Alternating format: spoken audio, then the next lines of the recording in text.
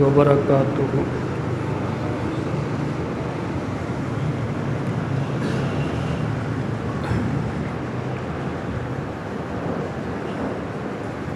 ان الحمد للہ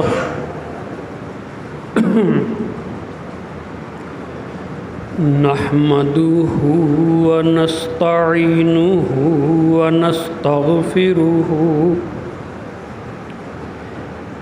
ونعوذ باللہ من شرور انفسنا ومن سیئات اعمالنا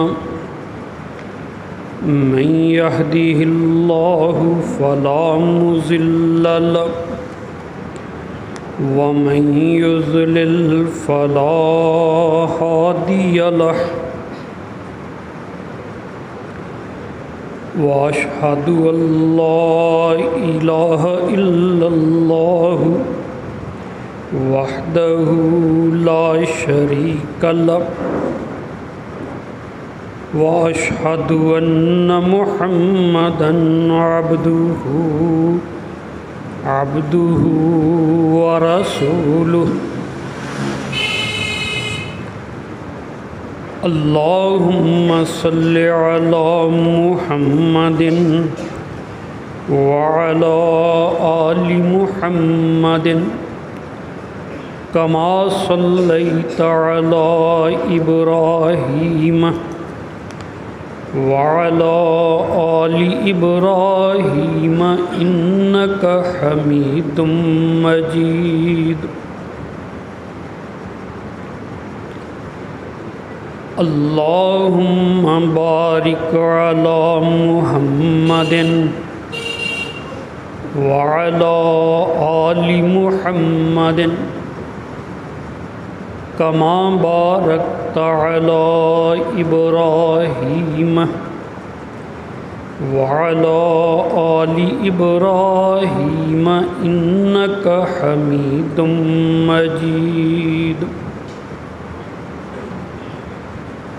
رب اشرح لي صدري ويسر لي أمري واحلل عقدة من لساني يفقهوا قولي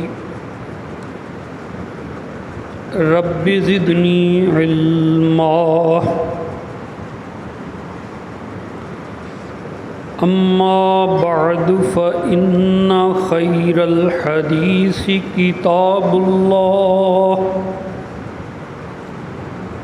وخير الهدي هدي محمد صلى الله عليه وسلم وشر الأمور محدثاتها وكل محدثة بدعة وكل بدعة ضلالة وكل ضلالة في النار أعوذ بالله السميع العليم من الشيطان الرجيم بسم الله الرحمن الرحيم وما منع الناس أن يؤمنوا إذ جاءهم الهدى إلا أن قالوا أبعث الله بشرا رسولا قل لو كان في الأرض ملائكة يمشون مطمئنين لنزلنا عليهم من السماء ملك الرسول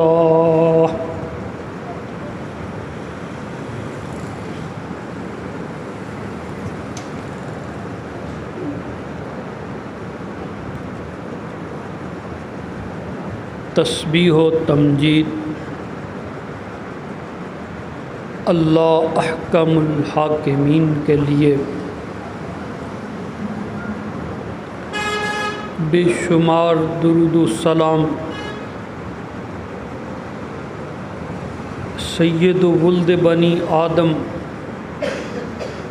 محمد الرسول اللہ صلی اللہ علیہ وآلہ وسلم پر قرآن مجید کی سورت نمبر 17 ہے، جس کو سورہ بنی اسرائیل کہا جاتا ہے، اور اس سورت کی آیت نمبر 94 اور 95 ہے۔ اللہ کریم فرماتے ہیں،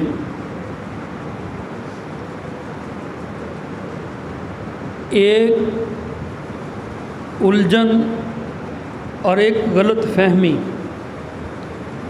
ہر امت میں رہی ہے، اسلام قبول نہ کرنے کی، پیغمبر کا کلمہ نہ پڑھنے کی وجہ اس ساری امتوں میں ایک رکاوٹ مشترکہ ہے، یعنی آدم علیہ السلام کے بعد نوح علیہ السلام کی امت ہو یا ابراہیم علیہ السلام کی امت ہو یا ہود اور لوط علیہ السلام کی امت ہو یا موسیٰ عیسیٰ پیغمبر کی بات، جن لوگوں نے کلمہ نہیں نہ پڑھا اور ان سے جب پوچھا گیا تو انہوں نے کہا ہمیں ایک اعتراض ہے،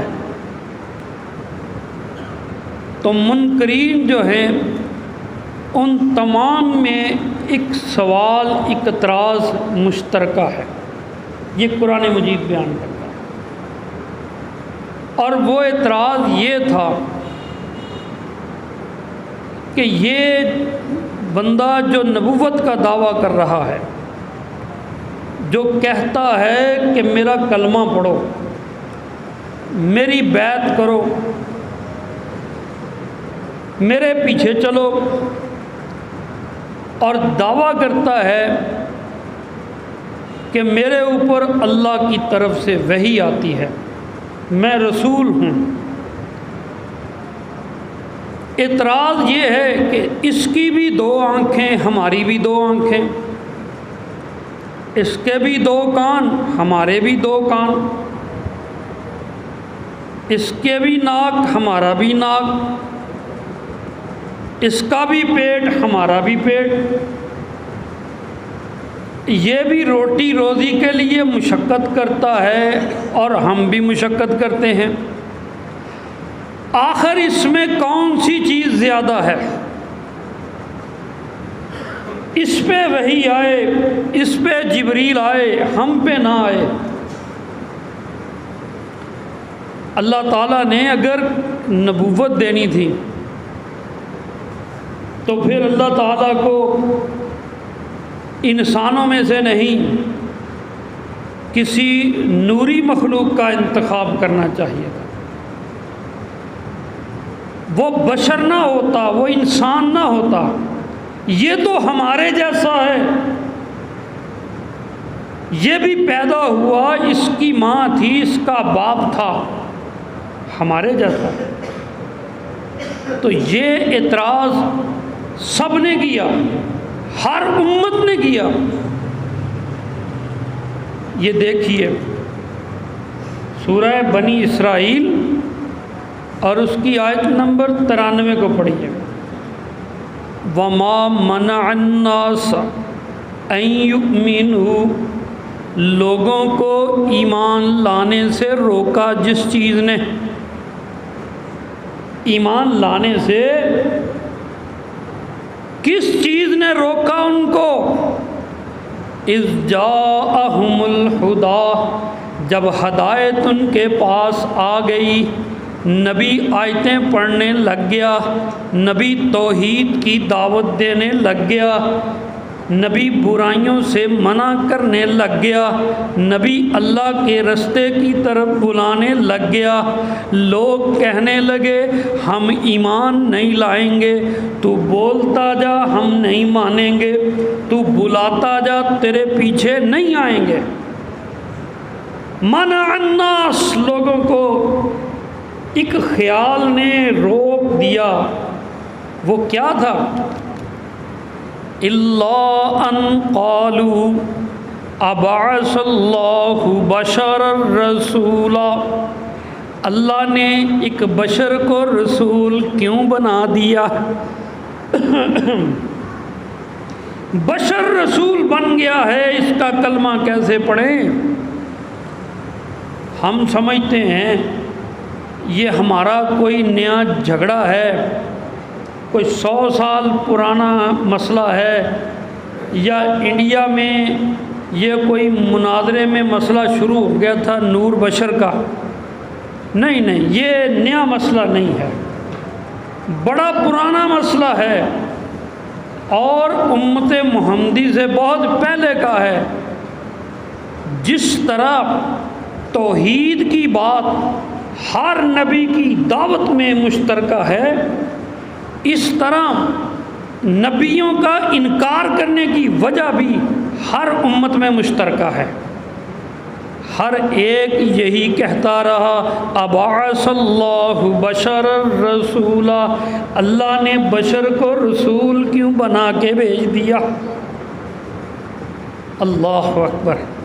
اللہ فرماتے ہیں ذرا بات کو سمجھو، اگر زمین میں کوئی اور مخلوق ہوتی، ملائکہ ہوتے، نورانی مخلوق ہوتی، ان کی طرف وحی آنی ہوتی، اللہ نبوت عطا فرماتا، پھر جیسی مخلوق اللہ ویسا ہی نبی بنا کے بھیجتا۔ قُل لَّوْ كَانَ فِي الْأَرْضِ مَلَائِكَةٌ يَمْشُونَ مُطْمَئِنِّينَ لَنَزَّلْنَا عَلَيْهِم مِّنَ السَّمَاءِ مَلَكًا رَّسُولًا، اگر زمین میں آباد فرشتے ہوتے، گھر ان کے ہوتے، چلتے پھرتے، معاشرہ ان کا، بستیاں ان کی ہوتی، آبادیاں ان کی ہوتی، لَنَزَّلْنَا عَلَيْهِم مِّنَ السَّمَاءِ مَلَكًا رَّسُولًا، تو وہی بھی فرشتے پہ آتی، وہی بھی نورانی مخلوق پہ آتی۔ اور سمجھو نا، نبی کا کام صرف پڑھ کے سنا دینا اتنا ہی کام ہوتا ہے۔ نبی کا کام پڑھ کے سنا دینا، لکھی ہوئی وحی پیش کر دینا، بس یہ اتنا کام نہیں ہوتا۔ نبی ہوتا ہے کوئی ڈاکیا نہیں ہوتا، خط لایا، سنایا، چلتا بنا، رونا ہے تو رو، ہنسنا ہے تو ہنسو، سندیسہ تمہارا، ڈاکیا فارغ۔ نبی ایسے نہیں ہوتا۔ اللہ فرماتے ہیں تمہیں حکم پر عمل کرنا نہیں آتا، بات سمجھنی نہیں آتی، وحی کا مطلب معلوم نہیں، میں نے نبوت عطا فرمائی تاکہ جو آیتیں تمہاری طرف میں بھیجوں پہلے نمبر پہ نہیں، وحی کا مطلب تو نبی بیان کرے، یہ اس کا یہ مطلب، توحید کا یہ مطلب، نماز کا یہ مطلب، حج کا یہ مفہوم، یہ نبی تم کو بتائے، پھر تمہیں کرنا نہ آئے، نبی کر کے دکھائے، اور تم اس کو دیکھ دیکھ کے نقل کرتے جاؤ، دین سمجھ تمہاری میں آتا جائے۔ نبی تمہارے لیے ایک نمونہ ہوتا ہے تاکہ تمہارے لیے سمجھنا آسان ہو جائے۔ اگر تم نے کاروبار کرنا، فرشتے نے نہیں کرنا، اگر تم نے رشتہ داری جوڑنی، نوری مخلوق کو شادی کی ضرورت نہیں، اگر تمہیں بھوک لگے، نوری مخلوق کو بھوک نہیں لگتی۔ اگر تم نے دکھ اور تکلیف میں پڑنا سہنا، نوری مخلوق کو دکھ تکلیف بیماری نہیں لگتی۔ نبی بنایا تم ہی میں سے تاکہ جس طرح تم کو بھوک لگتی ہے اس کو بھی لگے، جس طرح تم کو تکلیف پہنچے وہ اس کو بھی پہنچے۔ تم کاروبار کرو وہ بھی کرے، تمہاری رشتہ داریوں کی مجبوریاں، دنیا داری کی مجبوریاں اس کی بھی ہوں، پھر وہ ان مجبوریوں کے باوجود، ان تکلیفوں کے باوجود دین پر عمل کر کے دکھائے، اور تم یہ نہ کہہ سکو کہ ہم نہیں کر سکتے۔ نبی کر کے دکھاتا ہے۔ اللہ اکبر۔ ہم لوگ تو بہانہ بنانے والی مخلوق ہیں۔ ہمارے لیے تو آسان تھا اگر فرشتہ یا نوری مخلوق نبی ہوتا۔ ہم کہتے کہ حضرت صاحب آپ کو کیا پتہ پیٹ کی بھوک کیا ہوتی ہے، آپ کو کیا پتہ اولاد کی مجبوری کیا ہوتی ہے۔ ایک بی بی نے اللہ کے رسول پاس سے گزرے، وہ روئی جا رہی تھی۔ آپ نے فرمایا بی بی صبر کر۔ اس نے چھوٹتے ہی کہا تیرا کوئی فوت ہوا ہو تو تجھے پتہ ہو،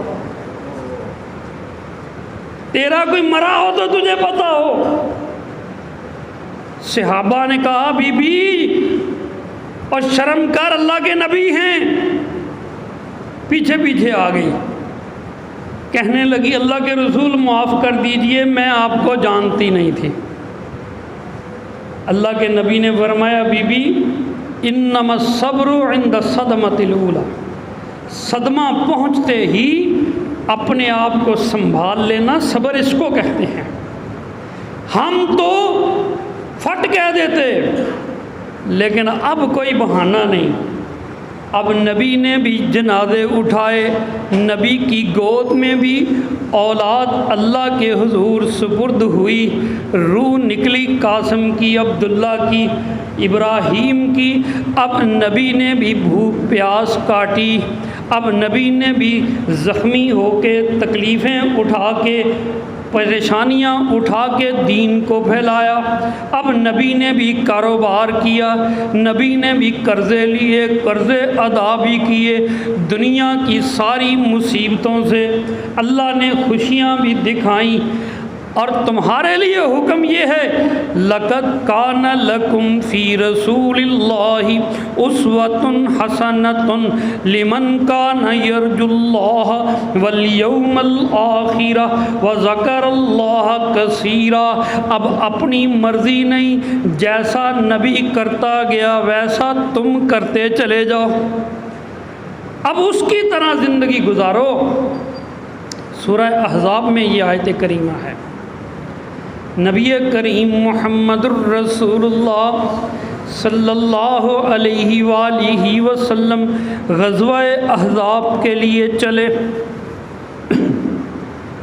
بڑا مشکل وقت، دشمنوں نے گھیرا ڈال دیا، بھوک پیاس کی تنگی، اندر سے بھی دشمن باہر سے بھی دشمن، اناج باہر سے کوئی نہ ہوئے، اندر ختم ہو گیا۔ جان نثاری دکھانے کا وقت آ پہنچا، وفائیں نبھانے کا وقت آ پہنچا، نبی کی ہوئی بیعت پوری کرنے کا وقت آ پہنچا۔ صحابہ کرام ڈٹ گئے، منافقین کہنے لگے ان بیوتنا عورۃ، اللہ کے رسول ہمارے گھر غیر محفوظ ہیں، دشمن کا خطرہ ہے، ہمارے بچے ہماری عورتیں غیر محفوظ ہیں، ہمیں اجازت دیجیے، ہم گھر جانا چاہتے ہیں۔ چلے گئے، نبی خندق کھودتا رہا پیٹ پہ پتھر باندھ کے، صحابہ کرام تکلیفیں برداشت کرتے رہے۔ تکلیفیں برداشت کرتے رہے، اللہ نے تب یہ آیتیں نازل فرمائیں۔ پس منظر ذہن میں رکھیے، اس وقت یہ نازل فرمائیں، لَقَدْ كَانَ لَكُمْ فِي رَسُولِ اللَّهِ أُسْوَةٌ حَسَنَةٌ، او مومنو نبی کا طریقہ تمہارے لیے بہترین ہے۔ اسوہ کہتے ہیں تکلیف میں بہترین طرز عمل پیش کرنا۔ خوشی میں تو ہر کوئی کاپی کر لیتا ہے، بلکہ کچھ زیادہ ہی کر لیتا ہے۔ قرآن مجید میں ہے نا، خوش ہو جاؤ، تو ہمارے بھائی ترجمہ کرتے ہیں خوشیاں مناؤ، مناؤ پاس سے لگا لیا۔ قرآن مجید میں اگر ہے خوش ہو جاؤ تو یہ کہتے ہیں جشن مناؤ، ان کو تو پہلے ہی مسئلہ۔ اسوہ کہتے ہیں تکلیف میں قابل نمونہ بننا۔ اللہ کے نبی کو اللہ نے فرمایا دیکھو کتنی پریشانی کی حالت، تکلیف کی حالت تھی، موت کا خوف تھا۔ قرآن کہتا ہے بلغت القلوب الحناجر، موت کے خوف سے مومنوں کے دل حلق میں پہنچ چکے تھے، ڈرے ہوئے تھے۔ ایسے دور میں اللہ کے رسول ڈٹ گئے صبر کے ساتھ، استقامت کے ساتھ، اور اللہ نے فرمایا لَقَدْ كَانَ لَكُمْ فِي رَسُولِ اللَّهِ أُسْوَةٌ حَسَنَةٌ۔ پریشانی آئے، دکھ آئے، تکلیف آئے، مصیبت آئے، اذیت ہو، کیسی بھی پریشانیاں ہوں، جس طرح تمہارا نبی اس تکلیف میں، مصیبت میں ایمان سے ڈولتا نہیں ہے، اللہ کے دین سے پھرتا نہیں ہے، ایمان والو تم بھی ثابت قدمی دکھاؤ، تم بھی استقامت دکھاؤ۔ اللہ اکبر کبیر۔ میرے بھائی، یہ جو نبی کا طریقہ ہے یہی سب کچھ ہوتا ہے، نبی کا طریقہ ہی سب کچھ ہے۔ نبی کس لیے آیا ہے؟ مانا کہ نبی سب سے خوبصورت ہے، نبی کا حسب نسب سب سے اعلیٰ ہے، نبی کی عقل غور و فکر سب سے بلند ہے، اس میں کوئی شک ہی نہیں ہے۔ اللہ ان کا اور درجہ بلند فرمائے صلی اللہ علیہ وآلہ وسلم۔ لیکن ہمارے لیے جو نجات ہے وہ نبی کے حسن جیسا ہم حسن نہیں بنا سکتے، نبی کے نسب جیسا اپنا نسب نہیں بنا سکتے۔ ہمارے لیے اللہ نے یہی فرمایا لَقَدْ كَانَ لَكُمْ فِي رَسُولِ اللَّهِ أُسْوَةٌ حَسَنَةٌ، تم نبی کے طریقے جیسا اپنا طریقہ بنا لو، نبی کی پسند جیسی اپنی پسند بنا لو، نبی کی ناپسند جیسی ناپسند بنا لو، نبی کے رسم و رواج طور طریقے اپنا لو، سنت جس کو کہتے ہیں اس کو اپنے اوپر سجا لو، سنت کے پیچھے چلو۔ اللہ اکبر۔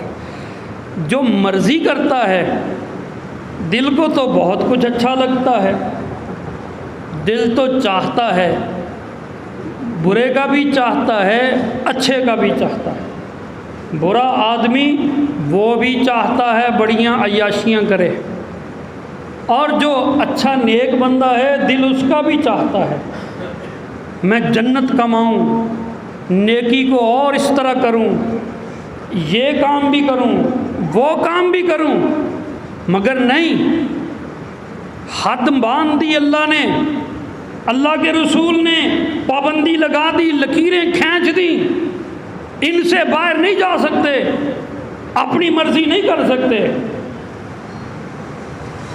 وضو کر رہا ہے بندہ، ٹوٹی پہ بیٹھا ہوا ہے، اب دل کرتا ہے کہ میں دھوتا ہی چلا جاؤں، اب دل کرتا ہے کہ اچھی طرح مانج لوں، پاؤں کو بھی اچھی طرح دھوتا چلا جاؤں، اللہ کے حضور پیش ہونا ہے۔ اللہ اکبر! نہ بھائی، رسول اللہ نے منع کر دیا، اگر 3 دفعہ سے زیادہ دھو گے اجر تو ایک طرف رہا، نہ وضو ہوگا، نہ ایسے وضو سے پڑی ہوئی نماز قبول ہوگی۔ اپنی مرضی کا طور طریقہ نہیں ہے۔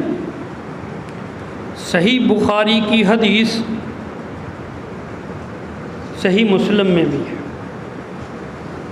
سیدنا عثمان غنی رضی اللہ تعالی عنہ اس کے راوی، ان حمران مولا عثمان، سیدنا عثمان غنی خلیفۃ المسلمین تھے، ان کا خاص غلام حمران، اس کا نام حمران، وہ روایت کرتا ہے ان عثمان دعا بإناء من ماء، سیدنا عثمان رضی اللہ تعالی عنہ نے پانی کا ایک برتن منگوایا، فَأَفْرَغَهُ عَلَى يَدَيْهِ، پھر اس برتن کو تھوڑا سا ٹیڑھا کر کے ہاتھوں پہ پانی گرایا، فَغَسَلَهُمَا ثَلَاثًا، پھر ان دونوں ہاتھوں کو 3 دفعہ دھویا، ثُمَّ دَخَلَ يَمِينَهُ فِي الْإِنَاءِ، پھر اپنا دایاں ہاتھ اس برتن میں داخل کیا، فَمَزْمَزَ وَاسْتَنْشَقَ، منہ میں کلی کی، ناک میں پانی چڑھایا، ثُمَّ غَسَلَ وَجْهَهُ ثَلَاثًا، پھر اپنے چہرے کو 3 مرتبہ دھویا، ثُمَّ يَدَيْهِ إِلَى الْمَرَافِقِ ثَلَاثًا، پھر یہاں سے لے کے، ہاتھوں سے لے کے کوہنیوں کو شامل کر کے 3 دفعہ دھویا، ثم مسح رأسه، پھر اپنے سر کا مسح کیا، ثم غسل رجليه إلى الكعبين ثلاثا، پھر 3 دفعہ ٹخنوں تک اپنے دونوں پاؤں دھو لیے، ثم قال، پھر فرمایا، قال رسول اللہ، رسول اللہ صلی اللہ علیہ وسلم نے فرمایا ہے، من توضأ نحو وضوئی ھذا، جس بندے نے اس طرح میری سنت کے مطابق وضو کیا، کیا بولا؟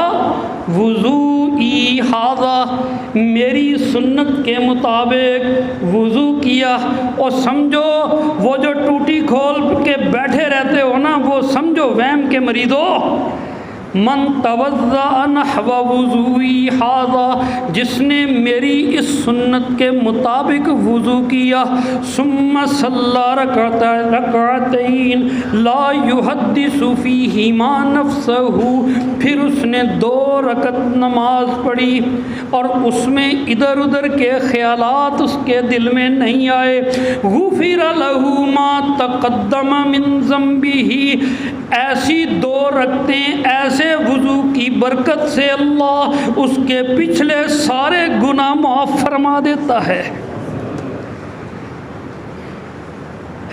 سنت میں بڑا اثر ہے، جو سنت کے مطابق چلتا ہے نا، اس کے تو پچھلے سارے ہی معاف ہو جاتے ہیں۔ اللہ اکبر! طریقہ اپنا نہیں، طریقہ حضرت صاحب کا نہیں، طریقہ امام کا نہیں، فقہ کا نہیں، مسلک کا نہیں، فرقے کا نہیں، اور نہ ہی کوئی عقل والے کا، نہ کوئی فلسفی کا، اور نہ کوئی نام نہاد سکالر کا۔ طریقہ صرف جس کا اللہ نے حکم دیا ہے کہ اس کے طریقے کو اپناؤ، من مرضی نہیں۔ اللہ اکبر! شیطان خوش ہوتا ہے جب سنت کی مخالفت ہوتی ہے نا، تو شیطان اس وقت جشن مناتا ہے کہ دیکھو یہ دین کو چھوڑ گئے، یہ توحید کو چھوڑ گئے، یہ بدعات کے پیچھے لگ گئے، اور یہ جو باتیں ہیں یہ بھی صحیح مسلم میں ہیں، اللہ کے نبی کے فرمان میں ہے۔ عن ابن عمر رضی اللہ تعالی عنہما قال قال رسول اللہ صلی اللہ علیہ وآلہ وسلم لا یأکلن احدکم بشمالہ ولا یشربن بها فإن الشیطان یأکل بشمالہ ویشرب بها۔ اللہ کے رسول صلی اللہ علیہ وسلم نے فرمایا، سیدنا عبداللہ ابن عمر راوی ہیں، اللہ کے رسول فرماتے ہیں تم میں سے کوئی بندہ اپنے بائیں ہاتھ سے نہ کھائے نہ پیے۔ بائیں ہاتھ سے، یہ جو گندگی صاف کرنے والا ہاتھ ہے، اس ہاتھ سے نہ کھانا ہے نہ پینا ہے۔ فَإِنَّ الشَّيْطَانَ يَأْكُلُ بِهَا، اس لیے کہ بائیں ہاتھ سے کھانا شیطان کھاتا ہے، بائیں ہاتھ سے پینا شیطان پیتا ہے۔ سنت کی مخالفت شیطان کا کام ہے۔ اگر سنت دائیں ہاتھ سے ہے تو شیطان بائیں ہاتھ سے کرے گا۔ جہاں سنت ہے اس کی مخالفت کرنے والا شیطان کا ساتھی ہے۔ اللہ، نبی کریم محمد الرسول اللہ صلی اللہ علیہ وآلہ وسلم نے فرمایا، سیدنا ابو ہریرہ رضی اللہ تعالی عنہ اس حدیث کے راوی امام مسلم رحمۃ اللہ علیہ اس کو نقل فرماتے ہیں، عن ابی ہریرہ رضی اللہ تعالی عنہ قال قال رسول اللہ صلی اللہ علیہ وسلم التصاؤب من الشیطان فإذا تصاءب أحدكم فليرده ما استطاع ولا يقلها فإن الشیطان ضحك منه۔ اللہ کے رسول صلی اللہ علیہ وسلم نے فرمایا، یہ جمائی لینا، جس کو ہم کیا کہتے ہیں، جمائی لینا، باسی لینا، یہ جمائی لینا شیطان کا کام ہے، شیطان کی طرف سے ہے، مومن پر غفلت طاری کرنے کے لیے، اس کو سست مست بنانے کے لیے۔ فَإِذَا تَصَاءَبَ أَحَدُكُمْ، جب کبھی کسی کو جمائی آئے تو اپنے منہ پہ ہاتھ رکھے، جتنا ہو سکے اس کو دبائے، فَلْيَرُدَّهُ مَا اسْتَطَاعَ، جتنا ہو سکے اس کو کنٹرول کرے، وَلَا يَقُلْهَا، اور اونچی اونچی ہا کی آواز نہ نکالے، ہا کی آواز نہ نکالے۔ فَإِنَّ الشَّيْطَانَ يَضْحَكُ مِنْهُ، جب مومن ہا کرتا ہے شیطان کہے لگاتا ہے۔ شیطان مسکراتا نہیں ہے، تبسم نہیں کرتا۔ عربی کے لفظ تبسم مسکرانا، حدیث کے لفظ ہیں یضحک، وہ دانت نکال کے ہنستا ہے کہ دیکھو مومن جو ہے وہ اللہ کے رسول کے حکم کی خلاف ورزی کر رہا ہے۔ تو میرے بھائی، بدعات میں پڑے رہنا، سنتوں کی خلاف ورزی کرنا، من مرضی کا دین بنانا، اپنے طور طریقے چلانا اللہ کو پسند نہیں ہے، رسول کو پسند نہیں ہے، یہ شیطانی کام ہیں، شیطان کو خوش کرنے والی حرکتیں ہیں۔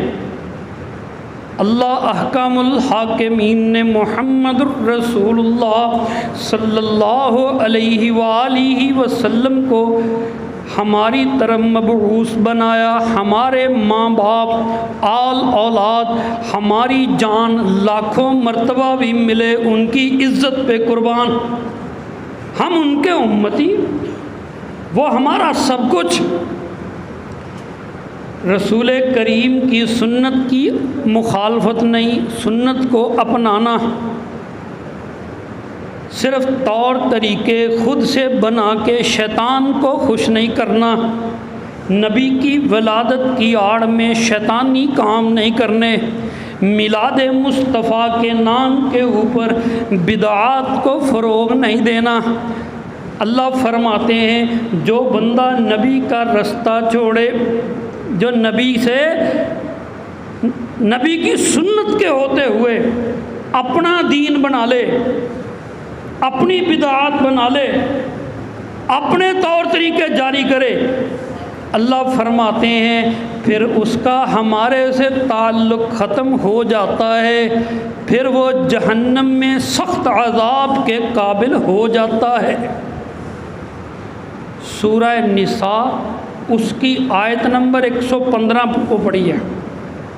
النساء آیت نمبر 115، اللہ فرماتے ہیں وَمَن يُشَاقِقِ الرَّسُولَ مِن بَعْدِ مَا تَبَيَّنَ لَهُ الْهُدَى وَيَتَّبِعْ غَيْرَ سَبِيلِ الْمُؤْمِنِينَ نُوَلِّهِ مَا تَوَلَّى وَنُصْلِهِ جَهَنَّمَ وَسَاءَتْ مَصِيرًا۔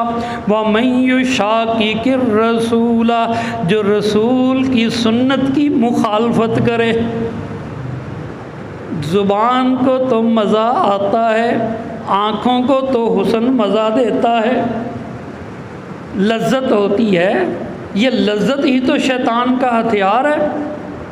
بڑے بڑے گناہوں میں لذت والا ہتھیار استعمال کر کے ہی تو شیطان پھنساتا ہے، زانی کو، شرابی کو لذت کے ہتھیار سے ہی تو قابو کرتا ہے۔ مولوی صاحب، یہ کھانے پینے کی لذتیں اور کہیں شیطان نے ہتھیار تو نہیں بنا لیے کہ جو اپنی بدعات چلا رہے ہو سنت رسول کو چھوڑ کے؟ وَمَن يُشَاقِقِ الرَّسُولَ، جو رسول سے مخالفت کرے، مِن بَعْدِ مَا تَبَيَّنَ لَهُ الْهُدَى، آیتیں آنے کے بعد، سنت رسول معلوم ہونے کے بعد، حدیثیں معلوم ہونے کے بعد، شریعت کا علم ہونے کے بعد، ہدایت کی معلومات جان لینے کے بعد، سب کچھ معلوم ہونے کے باوجود کہ نہ تو میں نے فرقہ چھوڑنا، نہ تو میں نے پیری مریدی چھوڑنی، نہ اپنا مسلک چھوڑنا، آیتیں بھی واضح ہوں، سنت بھی واضح ہو، مگر پھر بھی ڈھٹائی کے ساتھ نبی کے طریقے کے خلاف چلتا رہے۔ اللہ فرماتے ہیں وَيَتَّبِعْ غَيْرَ سَبِيلِ الْمُؤْمِنِينَ، صحابہ کی مخالفت، صحابہ کے طریقے کی مخالفت کرے۔ اب لوگ میلاد مناتے ہیں تو کہتے ہیں جناب ابو لہب نے بھی منایا تھا، اور اللہ کہتے ہیں ابو لہب جہنمی ہے، تم ابو بکر کی طرح مناؤ نا نبی کو۔ کس طرح ادب کے سامنے بیٹھتے تھے، عمر کی طرح کرو نا کہ نبی کے سامنے سر نہیں اٹھاتے تھے، ایک اشارے پہ گستاخوں کو واصل جہنم کرتے تھے۔ تم اہل بیت کی طرح نبی کو احترام دو نا، تم ان کے رسول اللہ صلی اللہ علیہ وسلم کے ساتھ اپنی محبت بدری صحابہ کی طرح کرو نا، جنہوں نے کہا تھا کہ اللہ کے رسول ایک اشارہ کرے، آپ کے ایک اشارے پہ سمندر میں چھلانگیں لگا دیں گے، جہاں سے زندہ بچنے کی تھوڑی سی امید بھی نہ ہو۔ مثالیں کس کی دیتے ہو، کلمہ کس کا پڑھتے ہو؟ وَيَتَّبِعْ غَيْرَ سَبِيلِ الْمُؤْمِنِينَ، اور اس نے ایمان والوں کا، صحابہ کا، خلفائے راشدین کو چھوڑ کے اپنا ہی مسلک بنا لیا۔ اللہ فرماتے ہیں نُوَلِّهِ مَا تَوَلَّى، جدھر جاتا ہے پھر ہم ڈھیل دے دیں گے، تو آگے بڑھتا ہی جا شیطانی کاموں میں اور الجھتا ہی جا، اپنی سزاؤں کو بڑھاتا ہی جا۔ وَنُصْلِهِ جہنم، یاد رکھ مگر تمہارا ٹھکانہ جہنم ہوگا۔ وَسَاءَتْ مَصِيرًا، اور برا ہے وہ ٹھکانہ، پھر جہنم میں جا کے رہو گے۔ نبی اکرم صلی اللہ علیہ وآلہ وسلم جب بھی خطبہ دیتے تو آپ اپنے خطبے میں یہ لفظ ضرور فرمایا کرتے تھے، ہم تو آتے ہی دیر سے ہیں، اور دوسرا بہت سارے لوگ ایسے ہیں جن کو عربی کی سمجھ بوجھ ہی نہیں ہے۔ ہر خطبے میں یہ پڑھا جاتا ہے، ہر امام پڑھتا ہے، ہر قاری پڑھتا ہے، ہر خطیب پڑھتا ہے۔ ان لفظوں کا ترجمہ تو سمجھے کیا ہوتا ہے؟ اما بعد فإن خیر الحدیث کتاب اللہ وخیر الحدی حدی محمد۔ اللہ کے رسول فرمایا کرتے خیر الحدیث کتاب اللہ، ساری کلاموں سے بہترین کلام اللہ کی کلام ہے قرآن مجید۔ وخیر الحدی حدی محمد، اور سب ہدایت سے بہترین ہدایت وہ ہے جو محمد صلی اللہ علیہ وسلم کی ہدایت ہے، سنت سب سے بہترین ہے۔ وشر الامور محدثاتها، اور سارے معاملات میں سے سب سے بدترین معاملات وہ ہیں جو دین میں خود نئے نئے جاری کیے جائیں، نئی نئی رسمیں، نئے نئے طور طریقے، ثواب کمانے کے نئے نئے ہیلے، دین مکمل ہونے کے باوجود نئے طور طریقے نکالتے رہنا، اللہ کے نبی کا فرمانا وَشَرُّ الْأُمُورِ مُحْدَثَاتُهَا، سارے معاملات میں سے بدترین معاملے وہ ہیں جو انسان خود سے دین میں نئے نئے معاملے نکالے۔ وَكُلُّ مُحْدَثَةٍ بِدْعَةٍ، اور ہر محدث، ہر نیا کام بدعت ہے۔ وَكُلُّ بدعۃ ضلالہ، اور ہر بدعت گمراہی ہے۔ وَكُلُّ ضلالۃ فی النار، اور ہر گمراہی جہنم میں لے کے جائے گی، ہر گمراہی کا انجام جہنم ہے۔ تو میرے بھائی، ہم لوگوں نے اپنی مرضی کا دین پسند کر لیا، جس سے جو ہوتا ہے وہ طور طریقہ نیا نکال رہا ہے، پڑھا لکھا پڑھے لکھے انداز میں، اور جاہل جو ہے وہ اپنے دل کے جذبے سے۔ دین وہی ہے جو محمد صلی اللہ علیہ وسلم پر نازل ہوا، اپنی مرضی سے نہیں۔ سیدنا علی رضی اللہ تعالی عنہ، بہت لوگ جناب علی کا نام لے لے کے گمراہ ہو گئے، بہت سے لوگ ان سے محبت کرنے والے، لیکن بہت سے لوگوں کو شیطان نے جناب علی کا نام لے لے کے گمراہ کر دیا۔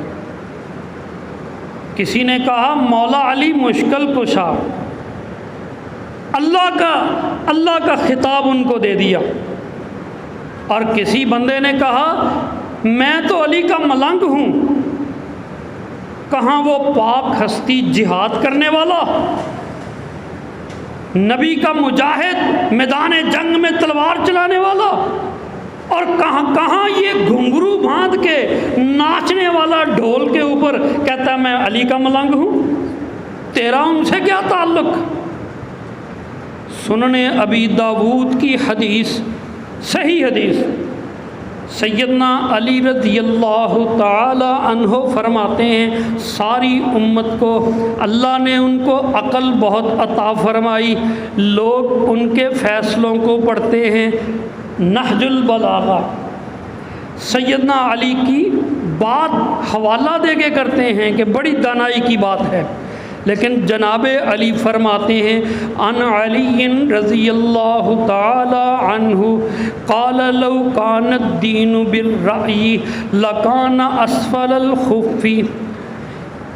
رسول اللہ جناب علی رضی اللہ تعالی عنہ فرماتے ہیں اگر دین عقل کے مطابق ہوتا تو میری عقل یہ کہتی ہے موزوں پر مسح نچلی جانب سے کیا جائے، اوپر نہ کیا جائے، مٹی نیچے لگتی ہے تو مسح کرنا ہے تو نیچے کریں، لیکن میں نے رسول اللہ صلی اللہ علیہ وسلم کو دیکھا، آپ نیچے مسح نہیں کرتے تھے، اوپری طرف کرتے تھے۔ علی اپنی عقل کو چھوڑتا ہے، سنت رسول کو اپناتا ہے۔ میری عقل بے شک یہ کہتی ہے کہ مسح نیچے کرو، مگر میں نے اپنے آقا کو دیکھا ہے کہ وہ مسح اوپر کرتے تھے تو میں بھی اوپر ہی کروں گا۔ تو عقل تو بہت کچھ کہتی ہے، اپنی عقل چلانے کی بجائے اللہ ہمیں اپنی عقل دین کو سمجھنے میں استعمال کرنے کی توفیق عطا فرمائے۔ دل تو بہت کرتا ہے، دل کو سمجھا کے رسول اللہ کی مرضی پہ چلنے کی اللہ توفیق عطا فرمائے۔ ایک دن کا جوش چڑھ گیا، جلوس نکال لیے، کھانے پینے کی دعوتیں دے دی، سبیلیں لگا دی، اور تم کہتے ہو گلیاں بازار سج گئے۔ یہ تو کہو کہ میں اب پورا سال سجدوں کے ساتھ اللہ کے گھر کو سجاؤں گا، کبھی نماز کی غفلت نہیں کروں گا۔ یہ بات کرو، تم دعویٰ کرو کہ میں سنت رسول کے مطابق زندگی گزاروں گا، میرا چہرہ میرا لباس سنت رسول کے مطابق ہو، پتہ چلے کہ اس کو رسول اللہ کی آمد کی خوشی ہے، اس نے سنت کو نبھانے کی، اس کے اوپر چلنے کی قسم کھا لی ہے، عہد کیا ہے۔ ایک دن کھا پی کے پھر 360 دن تم مست پڑے رہو، مرضی کی زندگی گزارو، یہ کون سا عشق رسول ہے؟ جس کا کلمہ پڑھتے ہو اس کی ادائیں بھی سیکھو، اس کی تعلیمات بھی سیکھو۔